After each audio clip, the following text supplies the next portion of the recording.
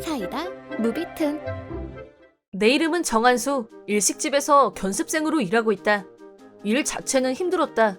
아침부터 밤까지 견습생으로 일하면서 틈틈이 초밥을 쥐는 연습도 해야 했지만 일도 힘들지 않았다. 기술을 익혀가는 과정이 즐거웠고 함께 일하는 분들도 좋은 분들이었기 때문이다. 스승님은 엄격한 분이셨지만 나를 잘 챙겨주셨다. 선배님들도 내게 잘해주셨다. 한수야, 슬슬 마무리하자. 네, 알겠습니다. 스승님은 과묵한 장인 포스를 가지신 굉장히 무서운 분이시다. 하지만 견습생들을 위해서 손수 밥을 만들어주시거나 집에 가져가라며 남은 재료를 싸주시곤 하셨다. 스승님은 본인에 대한 이야기를 일절하지 않으셨다. 선배들도 스승님께 직접 옛날 이야기를 들은 적은 없었다. 하지만 선배들 사이에는 몇 가지 소문들이 있었다. 소시적 스승님은 엄청난 악당이었다. 사실은 옛날부터 회사를 경영하고 있었는데 그 회사를 다른 사람에게 맡기고 지금은 초밥 장인이 됐다 등 소문만 무성했다.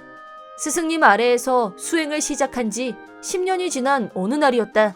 미안하지만 허리를 삐끗해서 당분간 가게에는 못 나올 것 같아. 자네가 나 대신 수고 좀 해주게. 네, 가게는 걱정하지 마십시오. 무려 스승님이 허리를 삐끗해서 가게를 비우게 되신 것이다. 비록 나는 견습생이었지만 10년간 가게에서 일을 해왔었고 스승님은 초밥 장인으로서 인간으로서 나를 믿고 계셨다. 나는 3주간 가게를 맡게 되었다. 후배들과 힘을 합쳐 무탈하게 가게 영업을 하고 있었는데 스승님의 복귀 하루 전날 가게에 문제가 생기고 말았다. 여기가 그 유명한 일식집이군. 어서 오세요. 우리 가게와 전혀 어울리지 않는 금발의 남자가 들어온 것이다. 왠지 모를 안 좋은 예감이 들었다. 하지만 겉모습으로 사람을 판단해선 안 되기에 다른 손님들과 똑같이 대접해드렸다. 그런데 야! 이게 뭐야? 손님 왜 그러시죠? 그 양아치에게 초밥을 건넸는데 그 손님이 갑자기 큰 소리를 내기 시작했다. 가게에 있던 손님들도 그를 무서워했다. 대체 뭐 때문에 그러시냐고 물어봤는데 그는 초밥에 머리카락이 들어갔다고 했다. 확인해보니 분명 초밥 안에 머리카락이 엉켜 있었다. 무슨 가게가 이래? 손님상에 이런 걸 내놓다니? 죄송합니다. 일단 사과부터 드린 후 초밥에 있던 머리카락을 확인해봤다. 그러던 중 나는 이상한 점을 발견했다. 초밥에 들어있다던 머리카락이 금발이었던 것이다. 우리 직원들은 음식점에서 일하고 있기도 하고 견습생 신분이었기 때문에 염색이 금지되어 있다. 고로 우리 직원 중엔 금발이 없었다. 그리고 손님 중에도 금발의 손님은 없었다. 내 눈앞에 손님만 빼면 말이다. 손님 죄송합니다만 손님 머리카락이 떨어진 게 아닐까요? 저희 가게 직원 중엔 금발을 가진 직원이 없거든요. 뭐야? 내가 지금 거짓말했다는 거야 뭐야? 그 양아치는 더 큰 목소리로 떠들어대기 시작했다. 다른 손님들도 점점 이쪽을 주목하기 시작했다. 이대로 두면 다른 손님들한테까지 피해가 갈 수 있는 상황이었다. 나는 그 양아치를 타일렀다. 하지만 그놈의 행동은 점점 더 과격해졌다. 손님 진정하세요. 장사 똑바로 안 해? 내가 친구 중엔 조폭도 있다고. 지금 당장 손해배상해. 안 그럼 내 조폭 친구를 불러줄 테니까. 그놈은 이런 식으로 협박을 해댔다. 조폭 친구? 진짠가? 하지만 그대로 두면 다른 손님들께 피해가 갈 것이고 가게의 소문도 나빠질 것 같았다. 그렇게 생각한 나는 그 손님에게 잠시 기다려달라고 말한 후 사무실로 들어갔다. 야, 쫄았냐? 나와봐! 야, 이 새끼가! 큰 소리로 난리치는 그놈을 뒤로하고 나는 그분께 전화를 걸었다. 덕배 아저씨, 바쁜데 전화해서 죄송해요. 오, 한수, 웬일인가? 내가 전화를 건 사람은 스승님의 옛 친구이기도 한 덕배 아저씨다. 덕배 아저씨에게 현재 가게 상황을 이야기하자 지금 당장 가겠다고 하시더니 전화를 끊었다. 야, 손님을 언제까지 기다리게 할 거야? 죄송합니다. 라고 사과드린 후 그놈의 이야기를 들어줬다. 그 양아치는 손해배상금을 원하고 있었다. 이렇게 비위생적인 음식을 내놨으니 손해배상금으로 1,000만 원을 달라는 것이었다. 그런 큰 돈은 절대 못 주지만 애초에 줄 수도 없었다. 그리고 그 머리카락은 그놈의 것이 확실했다. 이런 놈한테 무릎을 꿇는다면 스승님께 혼이 날 게 뻔했다. 그래서 꾹 참았다. 무슨 말을 하든 뭘 하던지 간에 그저 잠시만 기다려달라는 말을 반복했다.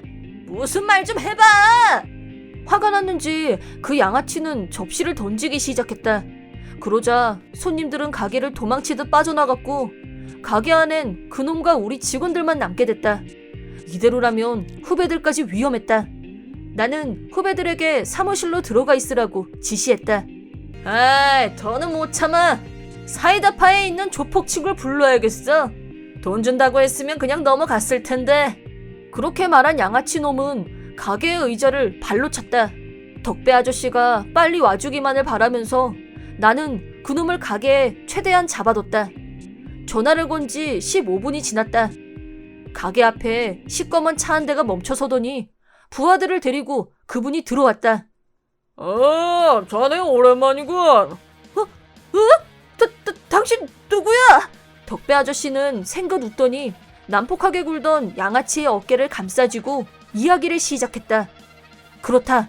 덕배 아저씨는 현역 조폭이셨고 사이다파의 두목이셨다. 정말 사이다파의 친구가 있다면 덕배 아저씨를 모를 리가 없었다. 즉, 그 남자의 말은 다 거짓말이었다는 것이다. 나야, 기억 안 나? 오랜만이네. 아무리 그래도 가게에서 깽판을 치면 안 되지. 양아치는 덕배 아저씨와 부하들을 본 순간 빠르게 상황 파악을 한 듯 싶었다. 덕배 아저씨는 생긋 웃고 있었지만 눈만은 웃고 있지 않았다. 게다가 덕배 아저씨 뒤에 서 있던 남자들의 소매 안쪽으로 문신이 슬쩍 보였다. 진짜 조폭을 본 양아치는 눈물을 흘렸다. 그러더니 갑자기 내게 사과를 하며 도움을 청했다. 죄송합니다. 제가 잠시 미쳤었나봐요. 에이, 무슨 말을 그렇게 하시나? 자, 이제 가자고. 살려줘! 친구분들 아니세요? 아까 부르셨다면서요. 아니야! 엉엉 울며 아니라고 소리치는 양아치. 덕배 아저씨는 미소를 지으며 그 양아치를 가게 밖으로 데리고 갔고 차에 태웠다. 밖에서는 남자의 비명이 들렸지만 이내 차는 어디론가 떠나버렸다.